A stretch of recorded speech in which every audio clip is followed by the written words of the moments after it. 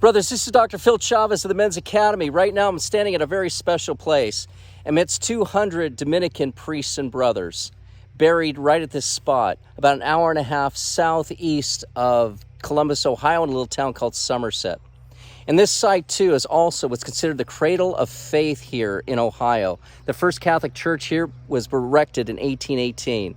In 1808, a Dominican priest by the name of Edward Fenwick, came out here to serve the Catholics of this region. And he built eventually a small church starting in 1818 that was only 18 by 22 feet. Imagine that. Your garage is probably more bigger than that. In any case, right now, I came out here to visit one priest, found three that I knew. And also I didn't realize there would be 200 buried here back from the early part of the 19th century. And of course, this iconic cross here, Pia Jesu Domine, Dona Eis Requiem. Most pious Lord Jesus, give to them eternal rest. Yes, Jesus, give these men eternal rest for all their labors. I'm especially happy to have found, I didn't know he would be here, a Father Justin Hennessy.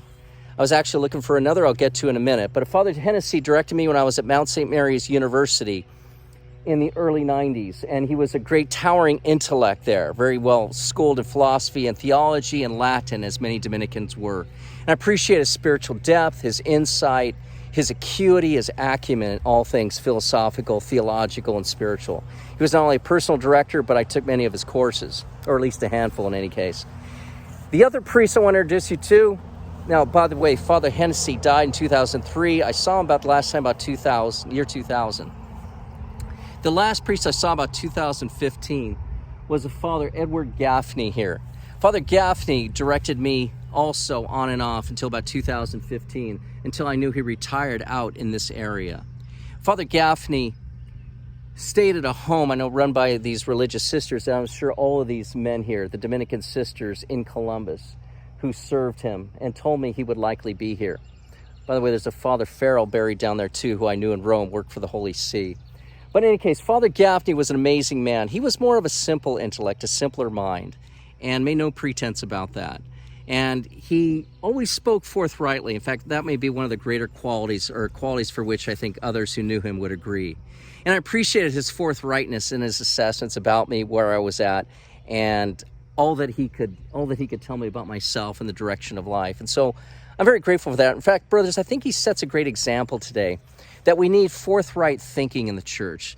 Not any wishy-washy guessing or whatnot. We just need forthright, mean what you say what you mean, be direct, be interested in just the truth of the matter as we best see it and can best recall and best ascertain.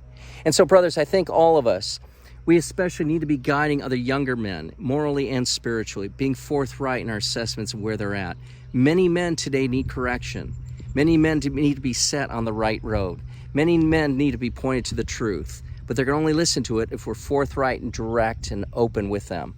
And Father Gaffney certainly was that example to me, and I hope through his inspiration, his prayers, his presence can also be an inspiration and grace to you.